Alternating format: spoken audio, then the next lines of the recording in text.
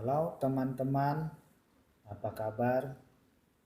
Semoga kita semua senantiasa sehat dan bermanfaat bagi sesama. Amin.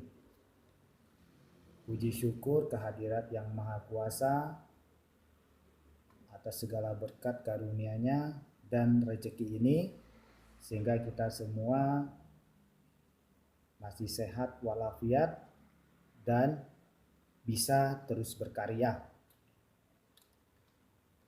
Selamat datang di channel saya ini, yaitu sebuah channel yang bertujuan untuk membahas seputar persoalan yang kita hadapi dalam hidup ini.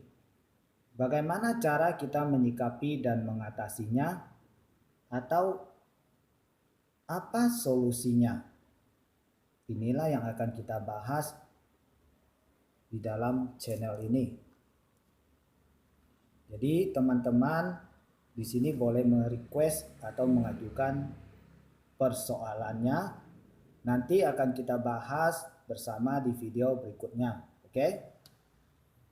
Saya ucapkan banyak berterima kasih kepada teman-teman atas partisipasi dan apresiasinya serta dukungannya.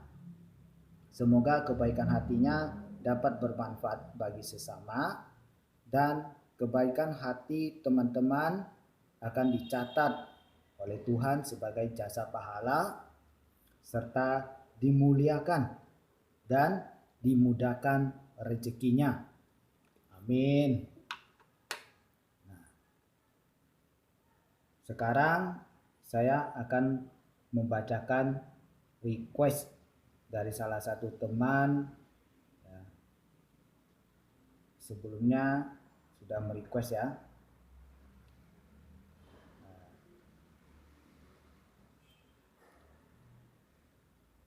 Teman ini bertanya,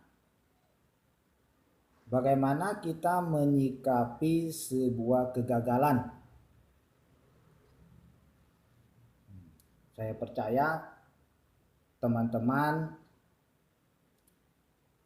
pasti pernah mengalami yang namanya kegagalan.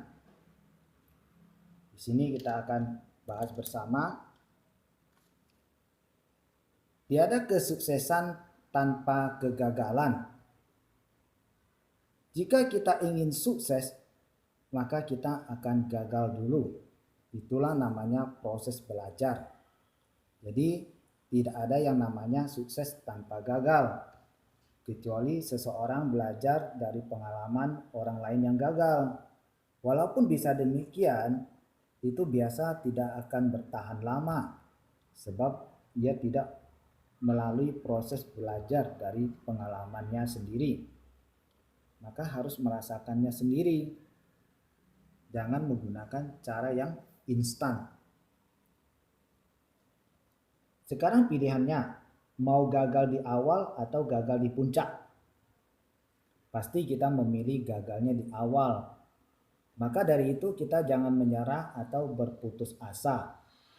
Sebab mungkin itu adalah kegagalan di awal untuk mempertahankan kesuksesan di puncak. Jadi kalau tidak mengalami gagal dulu, bagaimana kita bisa mempunyai fondasi yang kuat untuk bertahan ketika kita sukses nantinya?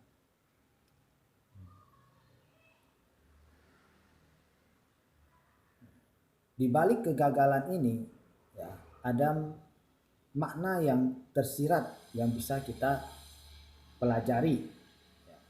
Apa saja? Ya, akan disampaikan beberapa poin.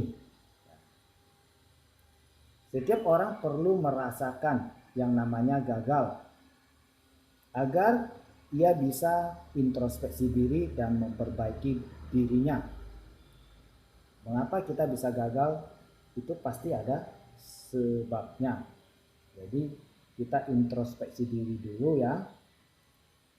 Setiap orang perlu merasakan suatu kegagalan agar ia dapat menghayati dan memaknai sebuah kegagalan. Setiap orang perlu merasakan kegagalan agar ia dapat memetik hikmahnya, sehingga menjadi pribadi yang lebih dewasa dan bijaksana. Setiap orang yang sukses harus mengalami kegagalan terlebih dahulu, agar di saat sukses ia tidak lupa diri dan menjadi sombong. Kegagalan adalah kesuksesan yang tertunda. Jadi kita bisa belajar dari kegagalan yang ada. Kita bisa memetik hikmahnya, belajar dari pengalaman. Sebab pengalaman adalah guru terbaik. Orang yang sukses sekarang adalah orang yang dulunya pernah gagal. Orang yang bisa bangkit kembali setelah mengalami kegagalan, maka pada akhirnya akan menjadi orang yang sukses. Teman-teman, di sini saya ada quote-nya atau kutipan ya. Pribadi yang hebat itu adalah ia yang bisa terus berjuang dan bertahan hingga pada akhirnya.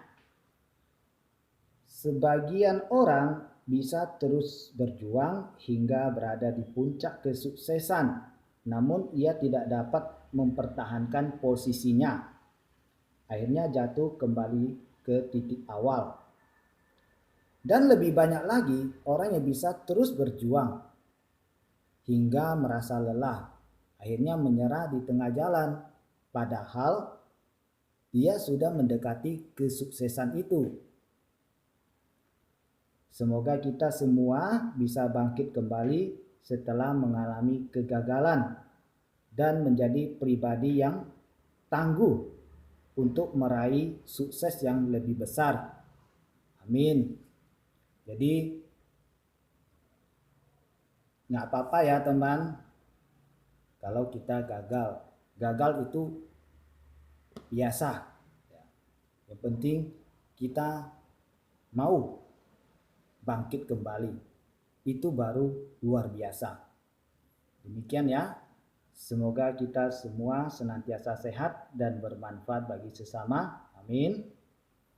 Salam damai sejahtera. Terima kasih.